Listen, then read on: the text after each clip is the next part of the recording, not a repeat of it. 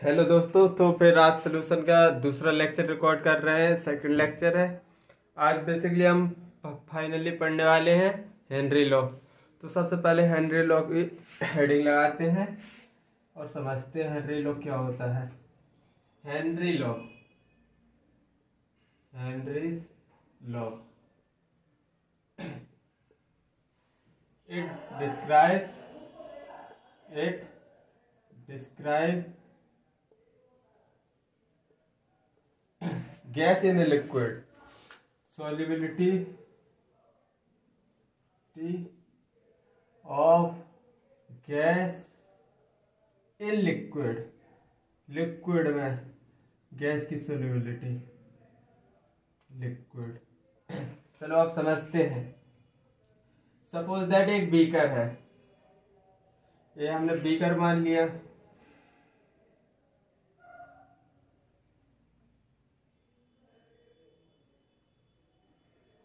इसमें हमने पानी भर दिया, आधे बीकर में हमने भर दिया पानी, वाटर, और ऊपर एक चेम्बर में हमने भर दिया क्या, गैस। स्ट्रेट लाइन क्यों नहीं बन रही?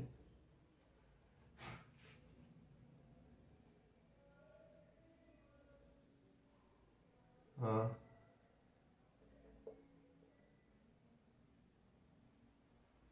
चलो ठीक है, हटाओ। तो इसमें हमने वाटर के मॉलिक्यूल भर दिए, इसमें वाटर है, इधर है गैस। अब गैस के मोल्स हैं तो प्रेशर भी लगाएंगे। अगर तुमने गैस भर दिया इधर, तो गैस के मोल है तो क्या लगाएंगे, प्रेशर। तो जैसे ही प्रेशर लगाएंगे कुछ प्रेशर दीवार में लगाएंगे, वॉल में, और कुछ प्रेशर ऊपर लगाएंगे, कुछ प्रेशर नीचे लगाएंगे। और जिन किसी के पास काइनेटिक एनर्जी ज्यादा है तो वो क्या करेंगे, वाटर में घुस जाएंगे, मतलब पानी के अंदर घुसने वाले हैं। और जैसे ही पानी के अंदर घुसेंगे तो वाटर के मॉलिक्यूल उनको चारों तरफ से घेर लेंगे वीक वंडरवाल फोर्स से, इस तरह।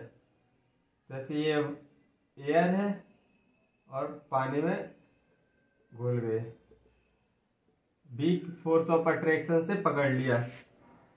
तो इतना तुमको समझ आया कि वाटर के मॉलिक्यूल अंदर घुस के पानी में रह जाएंगे। और एक टाइम ऐसा आएगा कि सपोज दैट पानी में घुलते जा रहे गैस की मॉलिक्यूल घुलते जा रहे हैं, लेकिन एक टाइम ऐसा आएगा एट इक्विलिब्रियम पे कुछ ऐसी कंडीशन बनेगी कि पानी के या तो गैस के मॉलिक्यूल घुलना बंद हो जाएंगे, मतलब एक टाइम ऐसा आएगा कि जितने ही पानी में घुलेंगे गैस के मॉलिक्यूल उतने ही निकलेंगे। जैसे कुछ गैस के मॉलिक्यूल आके पानी में डिजोल्व हो रहे हैं, कुछ निकल रहे हैं, मतलब कि इक्विलिब्रियम स्टेट आएगी एक टाइम पे। मतलब जितने मॉलिक्यूल घुलेंगे पानी में उतने ही गैस मॉलिक्यूल पानी से अपने गैसियस स्टेट में ऊपर अपने चले जाएंगे। तो at equilibrium rate of inward movement of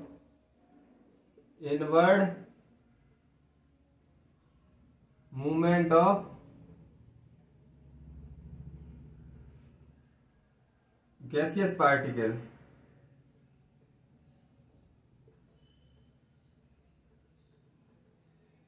is equal to rate of outward movement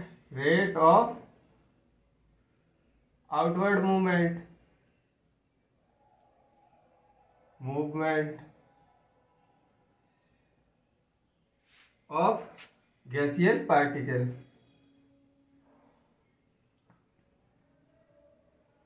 तो एक बार फिर समराइज कर दे रहा हूँ।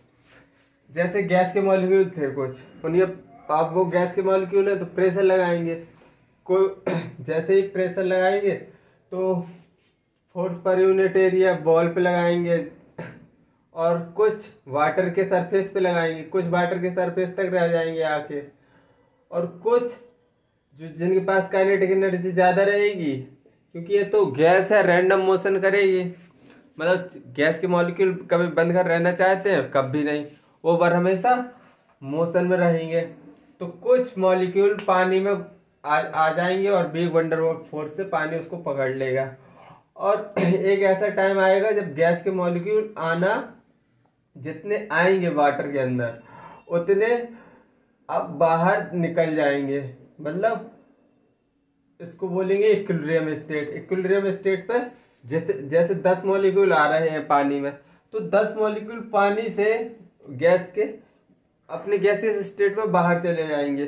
तो आई थिंक अब तुमको समझ में आ गया होगा इक्विलिब्रियम स्टेट पे क्या हो रहा है। At equilibrium, at equilibrium. तो इतना समझ में आया। चलो एक डेफिनेशन और लिख लेते हैं किताबी language.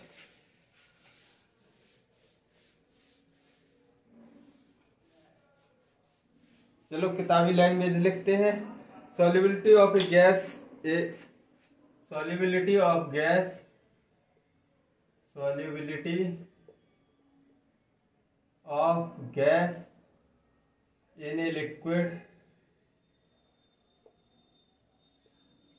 solubility of gas in a liquid is defined as amount is defined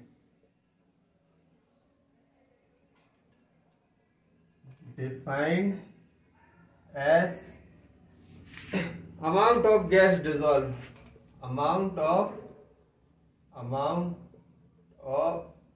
gas dissolved,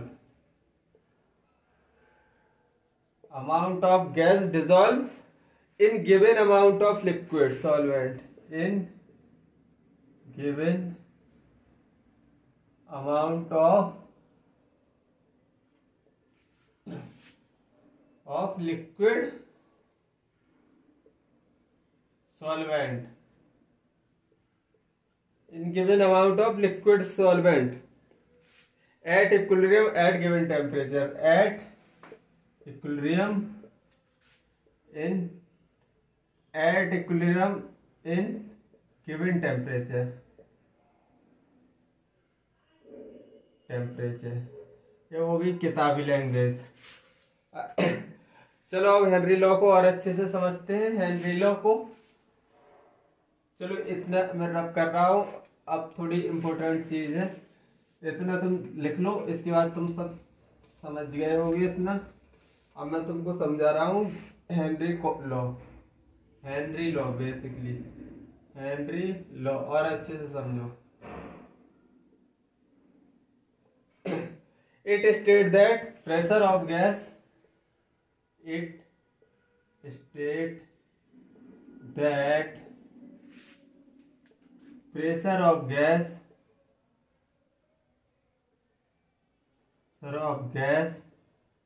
over a liquid surface, over a liquid surface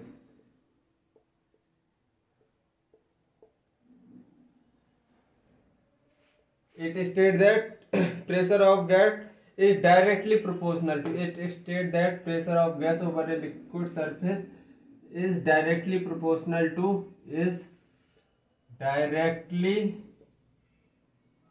proportional to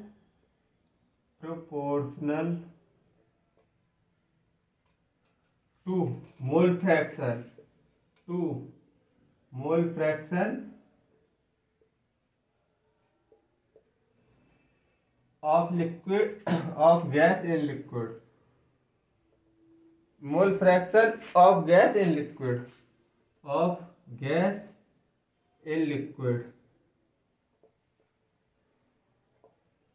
तो समझना, it is the pressure of gas, pressure, suppose that ये beaker था, ये beaker था, इधर पे gas थी,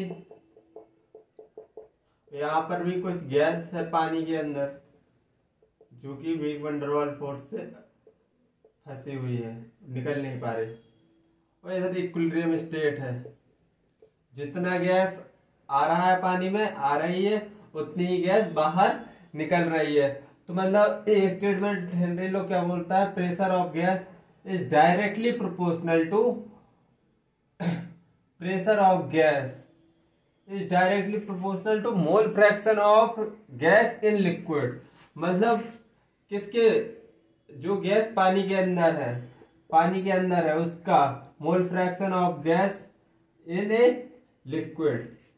तो प्रोपोर्शनलिटी हटेगी तो क्या आएगा, एक कांस्टेंट आएगा, हेनरी कांस्टेंट बोलेंगे KH, और X किसका, गैस इन जो गैस डिजोल्व है इसमें पानी में, उसका मोल फ्रैक्शन है ये। तो हम पी गैस को क्या लेंगे, प्रेशर ऑफ गैस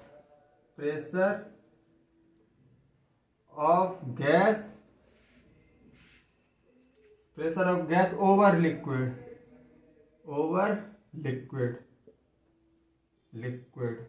मतलब pressure of gas over liquid, ये वाली गैस इसका प्रेशर ले रहे हैं।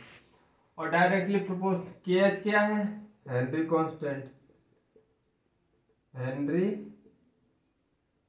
कांस्टेंट। और ये क्या है, एक्स गैस क्या है, मोल fraction of gas in liquid, मतलब जो गैस इस लिक्विड में फंसी हुई है, मोल फ्रैक्शन ऑफ गैस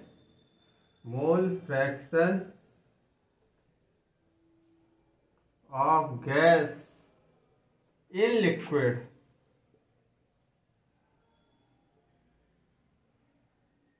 इतनी चीज तुमको समझ आई होगी। अब यूनिट ऑफ KH देखना है तो यूनिट लिख लो, यूनिट ऑफ KH क्या होती है, यूनिट ऑफ KH देखो, अब मैं तुमको समझाऊं। मोल फ्रैक्शन ये कोई यूनिट तो होती नहीं है। मोल फ्रैक्शन बेसिकली होता क्या है, देखो लिख के बताऊं। मोल फ्रैक्शन ए का तो मोल ऑफ ए होता है, mole of A plus mole of B, यही तो मोल फ्रैक्शन होता है। अब मोल से मोल कट गए तो ये ओवरऑल क्या है, यूनिटलेस क्वांटिटी आई या नहीं, मोल फ्रैक्शन यूनिटलेस क्वांटिटी है या नहीं, हाँ बिल्कुल है यूनिटलेस क्वांटिटी, मतलब इसके पास कोई यूनिट नहीं है। तो KH किस, जो प्रेशर की यूनिट होगी वही तो KH की यूनिट होगी। तो प्रेशर को किस में नापते हैं हम, एटमॉस्फेयर में, या फिर हम बार में नाप सकते हैं, या फिर हम पास्कल में भी नाप सकते हैं इसको, पास्कल, या फिर mm ऑफ Hg, कुछ भी हो, प्रेशर की यूनिट होनी चाहिए। तो unit of KH I think तुमको समझ आया होगा, अच्छे से समझ आया या नहीं, यूनिट ऑफ KH समझ में आया या नहीं। चलो अब आगे बढ़ते हैं। कैरेक्टरिस्टिक ऑफ KH पढ़ेंगे अब हम हेडिंग लगाते हैं। किसकी हेडिंग लगाते हैं, characteristic of KH।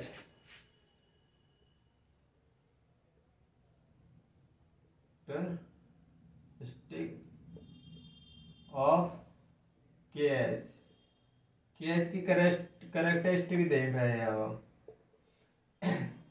For different combination, पहला point, for different gas solvent solution, gas and solvent solution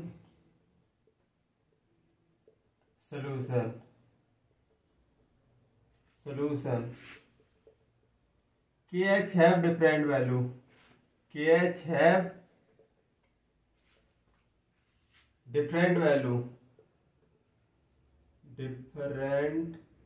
value, इसका मतलब मैं तुमको समझा रहा हूं।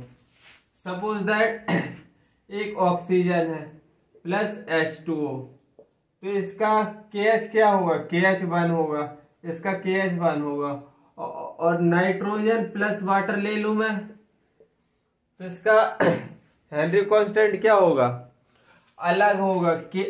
इसमें अगर KH1 है तो ये KH2 होगा, ये और कुछ मतलब कुछ भी मान सकते हो। इनका दोनों का KH की वैल्यू, दोनों कॉम्बिनेशन बेसिकली गैस और वाटर में दोनों घुल रही है, लेकिन गैस अलग अलग है, तो KH की वैल्यू क्या होगी, डिफरेंट होगी। और दूसरा दूसरा कैरेक्टरिस्टिक लिखवा आता हूं, higher the value of KH, higher the value of KH, higher the value of KH, lower the solubility, lower is the solubility,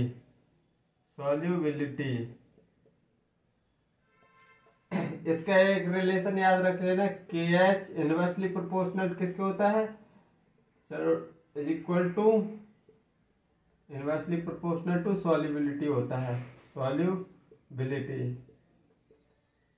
अगर KH ज्यादा होगा, अगर KH ज्यादा होगा तो सॉल्युबिलिटी क्या होगी, अरे भाई सॉल्युबिलिटी कम है तो KH ज्यादा हो जाएगा, क्योंकि इनवर्सली प्रोपोर्शनल रिलेशन है। अगर KH को तुम कम कर रहे हो तो सॉल्युबिलिटी बढ़ जाएगी। इतना तो तुमको समझ आया होगा। चलो अब आगे पढ़ते हैं, effect of temperature on solubility of gas in liquid. अब पढ़ते हैं effect of temperature, effect of temperature, effect of temperature on solubility, on solubility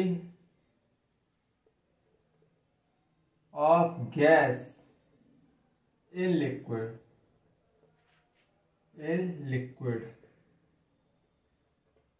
तो इसको समझना अच्छे से, इसको अच्छे से समझना। अगर तुम टेम्परेचर ज्यादा बढ़ाओगे तो पहला स्टेटमेंट लिखते हैं, हायर द टेम्परेचर, पहला higher the temperature, higher the temperature, lower the solubility of gas in liquid, lower the solubility, lower the solubility of gas in liquid।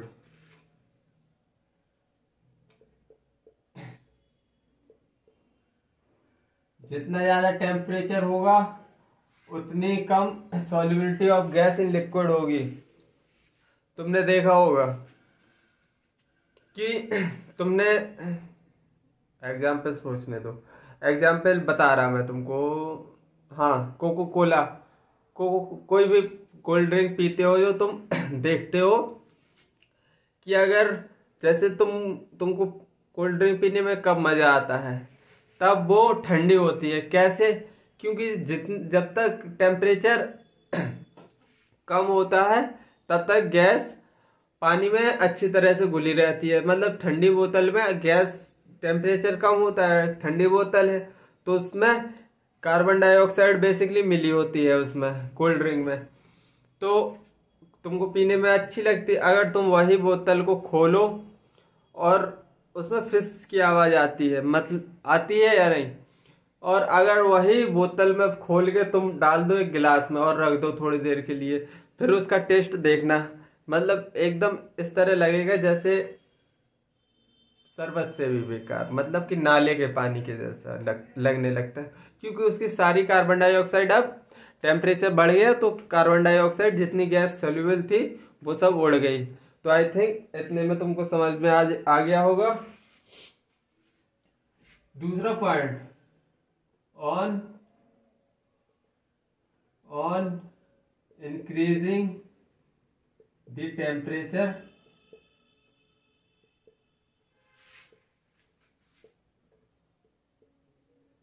on increasing the temperature value of KH increase, value of KH क्या होती है, increase because इसका reason भी लिखवा दे रहा हूं, because solubility of gas decrease, solubility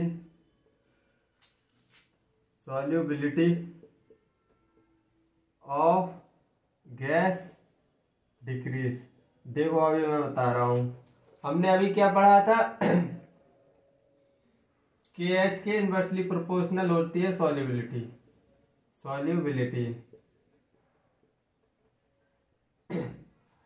तो अगर KH ज्यादा है तो सॉल्युबिलिटी कम होगी, और टेम्परेचर ज्यादा है, टेम्परेचर ज्यादा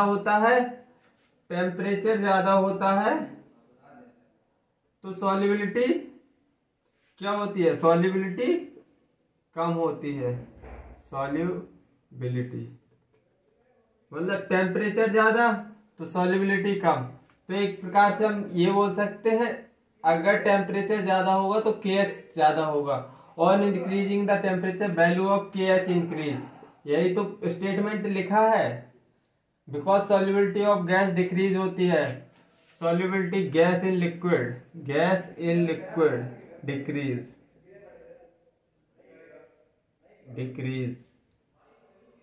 अब ये पॉइंट तुमको चमक गया होगा अच्छी तरह से। चलो अब कुछ लिमिटेशन भी लिखवा दे रहा हूं मैं, लिमिटेशन पढ़ना थोड़ी जरूरी है। लिमिटेशन भी लिखवा रहा हूं।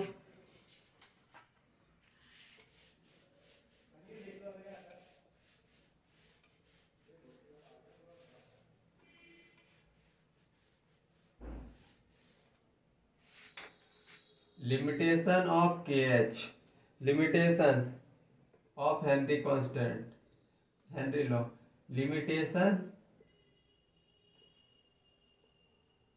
ऑफ हेनरी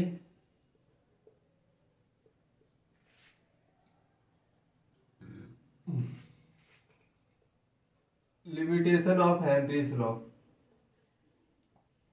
तो बेसिकली पहला लिमिटेशन इसका है, इट इज नॉट एप्लीकेबल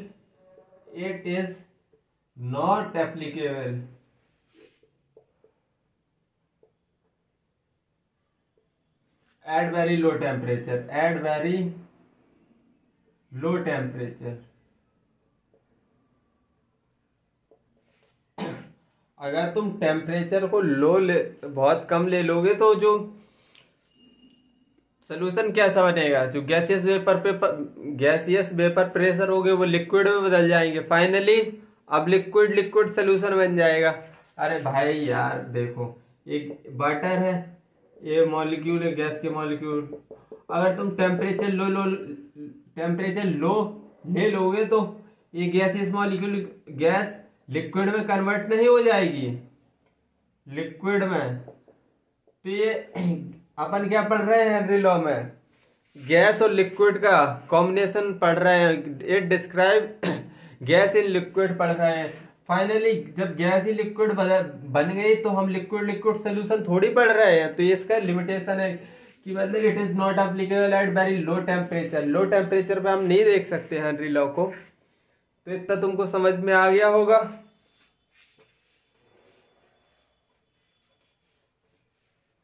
और दूसरा, it is not applicable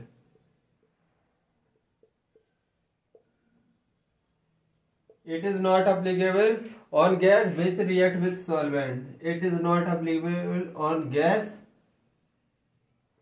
which react with solvent,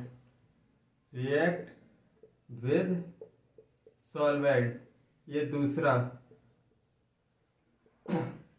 चलो अब इसी पे क्वेश्चन करवा दे रहा हूं।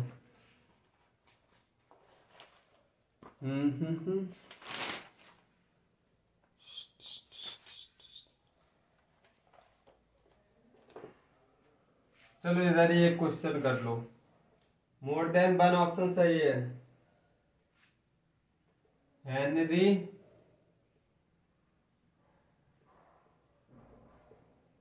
Law is applicable for.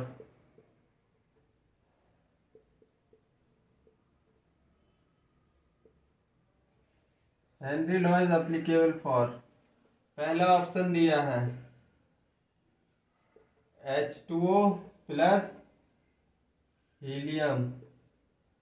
Second option दिया है H2O plus carbon dioxide. C option दिया है H2O plus SO3। D option दिया है H2O प्लस नाइट्रोजन। तो हेनरी लॉ एप्लीकेबल किस पर होगा? जो रिएक्ट ना करे सॉल्वेंट, मतलब सॉल्वेंट के साथ, इसके साथ रिएक्ट ना करे। तो वाटर में क्या हीलियम रिएक्ट करता है? बताओ बताओ जल्दी जल्दी। तो ये रिएक्ट नहीं करता, तो मतलब ये इसका ऑप्शन इज एप्लीकेबल, हाँ इस पे होगा। और जबकि H2O वाटर कार्बन डाइऑक्साइड से H2CO3 बना लेता है, तो मतलब ये applicable, Henry law is applicable for. ये रिएक्ट कर रहे हैं, इस पर नहीं लगेगा। और ये भी रिएक्ट करेंगे, H2SO4 बनाएंगे, वाटर प्लस SO3, तो हेनरी लॉ इस पर भी नहीं एप्लीकेबल होगा।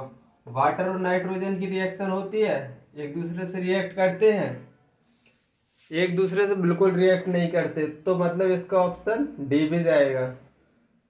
अब तुमको समझ आ गया होगा क्वेश्चन अच्छे से। अब उसने क्या पूछा है? Henry law is applicable. अब बस देख लो, सॉल्वेंट के साथ रिएक्ट नहीं करना चाहिए। It is not applicable on a gas which react with solvent. मतलब वो देखना है तुमको जिस पर मतलब सॉल्वेंट से रिएक्ट ना करे। हीलियम वाटर से रिएक्ट नहीं करता, जबकि कार्बन डाइऑक्साइड वाटर से रिएक्ट कर जाता है। SO3 भी वाटर से रिएक्ट कर देता है, नाइट्रोजन नहीं करता। तो finally first and fourth answer है हमारा। चलो और आगे देखते हैं।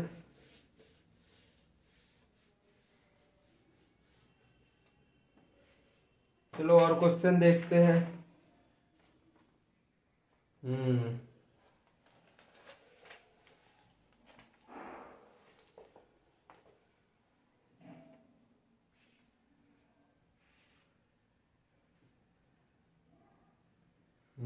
यूनिट, हाँ एक क्वेश्चन और।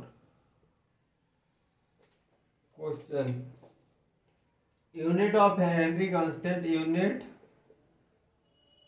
Of Henry constant KH is same as that of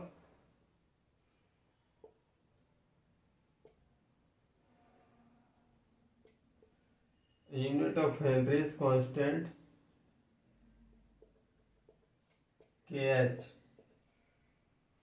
is same as that of is same as that of पहला ए वॉल्यूम, बी टेम्परेचर,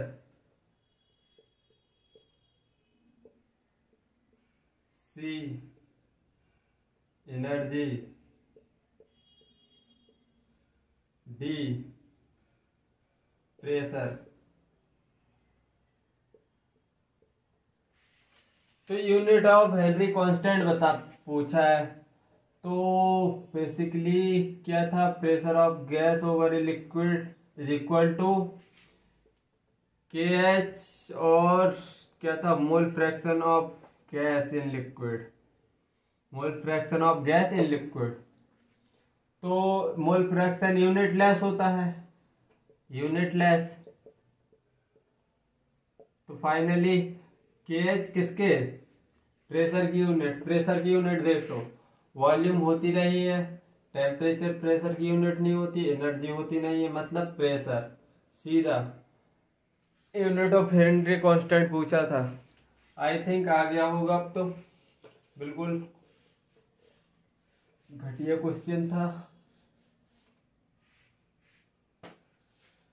अब एक और अच्छा सा क्वेश्चन करा रहा हूँ।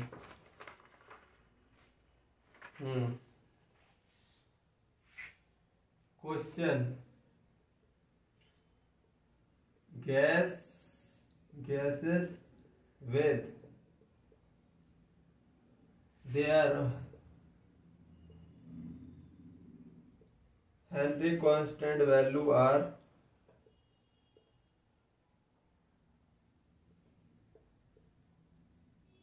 constant value are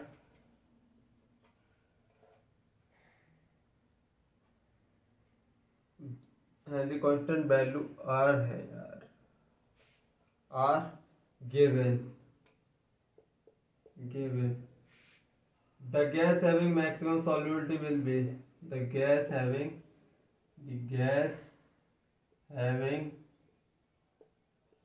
maximum solubility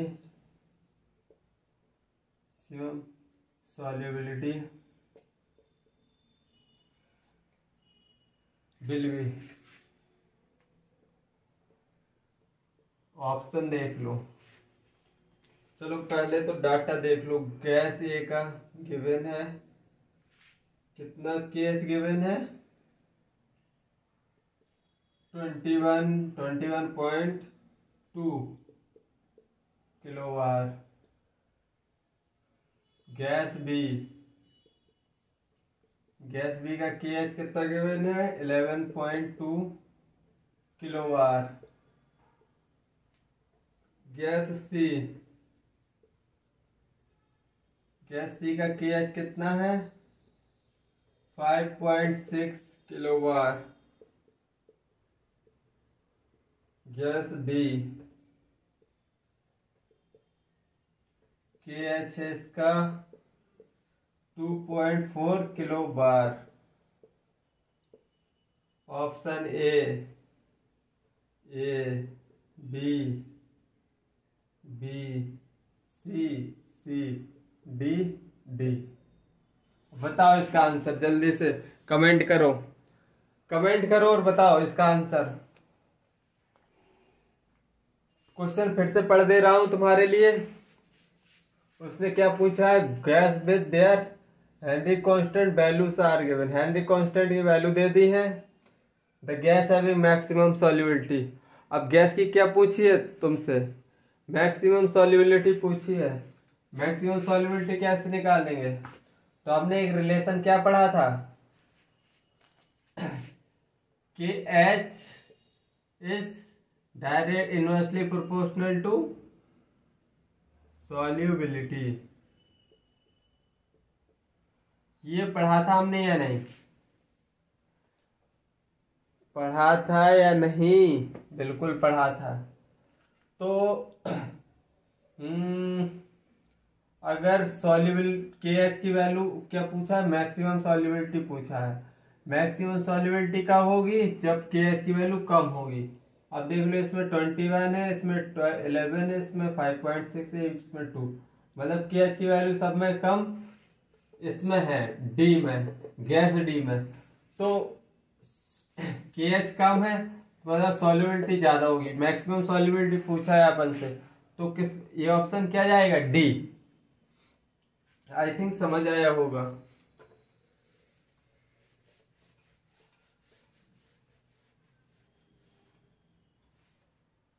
चलो एक और क्वेश्चन करवाता हूं।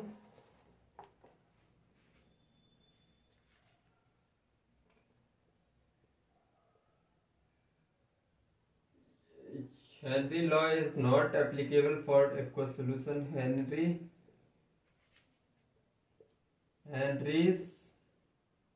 law is not applicable। ये क्वेश्चन बहुत पूछे जाते हैं और मैं ये क्वेश्चन पहले करवा चुका हूं। For aqueous solution of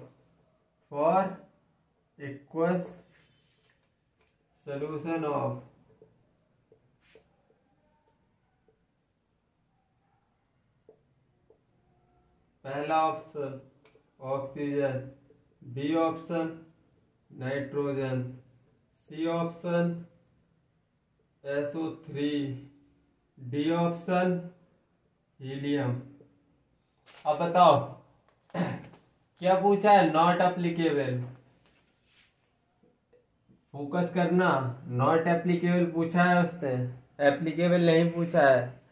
Henry law कब एप्लीकेबल होता है, जब गैस रिएक्ट ना करे, किससे, सॉल्वेंट से, सॉल्वेंट से रिएक्ट ना करे। तो अब इसमें पूछा नॉट एप्लीकेबल, और ये किसका केस है, एप्लीकेबल वाला। तो नॉट एप्लीकेबल मतलब जिसमें गैस एक्वस सोल्यूशन से, मतलब वाटर से रिएक्ट कर रही है। तो इसका ऑप्शन क्या होगा, ऑब्वियसली सी होगा, सी ऑप्शन। आई थिंक समझ में आया होगा। अब चलो एक कैलकुलेटिव क्वेश्चन करवा दे रहा हूँ, थोड़ी हार्ड एंड टफ, ऐसा क्वेश्चन भी आ सकता है। बेसिकली इसमें थ्योरेटिकल ज्यादा क्वेश्चन बनते हैं, न्यूमेरिकल पोर्शन पे कम जाता है एग्जामिनर, लेकिन चलो फिर भी करवा दे रहा हूँ, क्योंकि एनटीए का कुछ भरोसा नहीं है, जहां से छोड़ो उधर ही से क्वेश्चन डालता है। Calculate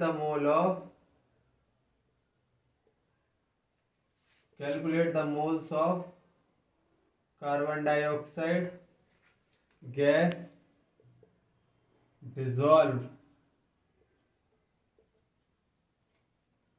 in 1 liter water if the pressure of carbon dioxide gas, if the pressure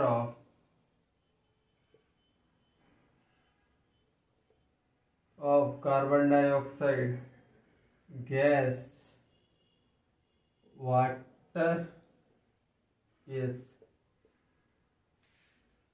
2 atmosphere, KHO2 and H2O कितना गिवन है, 10⁵ पास्कल।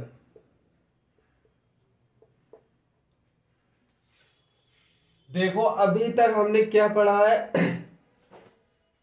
क्या पूछा है, calculate the mole of carbon dioxide. Mole of carbon dioxide पूछे है इसमें, मोल ऑफ कार्बन डाइऑक्साइड पूछे, dissolve in 1 litre water if the pressure of carbon dioxide water is 2 atmosphere. Pressure of carbon dioxide 2 atmosphere दे दिया है।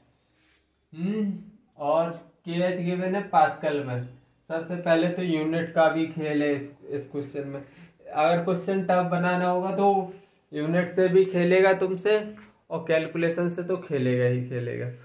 थोड़ी बात देखो, तो pressure of carbon dioxide gas over gas is equal to KH, किसका लेंगे, KH कार्बन डाइऑक्साइड का ही लेंगे, into OPX of carbon dioxide. बिल्कुल।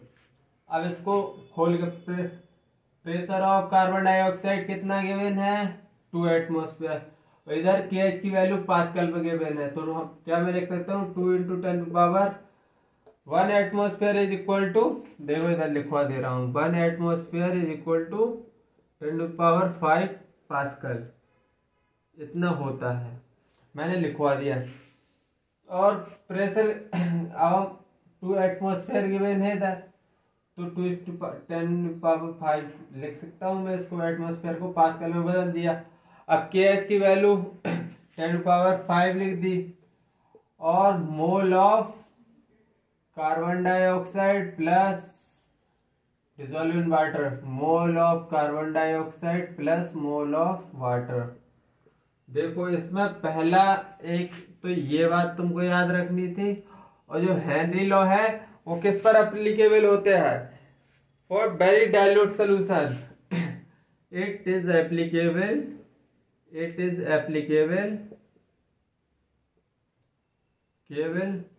फॉर वेरी डाइल्यूट सॉल्यूशन, बहुत ही डाइल्यूट सॉल्यूशन के लिए एप्लीकेबल होता है। Very dilute solution. इतनी बात समझ में आई?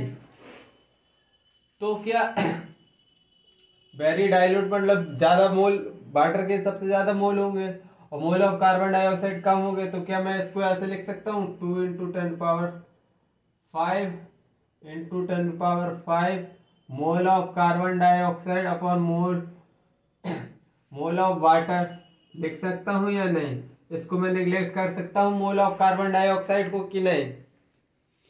अब देखो, और अब क्या दिया है, पूछा गया है calculate mole of carbon dioxide पूछा है, लेकिन मोल ऑफ वाटर गिवन नहीं है। क्या दे दिया है अपन को? तीसरा डाटा वॉल्यूम दे दिया है। वॉल्यूम ऑफ वाटर कितना दे दिया है? वॉल्यूम ऑफ वाटर 1 लीटर मतलब 1000 ml। 1000 ml दे दिया है। 1000 ml को अब डेंसिटी वाटर की कितनी होती है? 1 ग्राम पर ml होती है। तो क्या वेट लिख सकता हूँ? वेट ऑफ वाटर लिख सकता हूं मैं डेंसिटी बराबर mass upon volume. Mass upon volume, density बराबर क्या होता है? Mass upon volume. तो मास कितना निकलेगा? वेट ऑफ वाटर कितना निकलेगा? Density into volume. तो डेंसिटी 1 है इंटू वॉल्यूम मतलब 1000 ग्राम निकल के आ गया। 1000 ग्राम कहाँ रखना है हमको? इधर। तो 2 × 10⁵ मोल ऑफ कार्बन डाइऑक्साइड अपॉन 1000। 10⁵ से कट गया। अब कितना है? NCO2 कितना निकल के आया? 1000।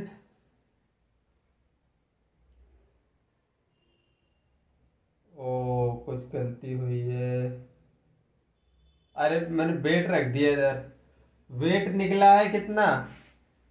वेट निकला है 1000। अभी मोल निकालना है, मोल ऑफ वाटर निकालना है, तो 1000/18 आएगा। तो ये मोल कितने निकलेंगे वाटर के?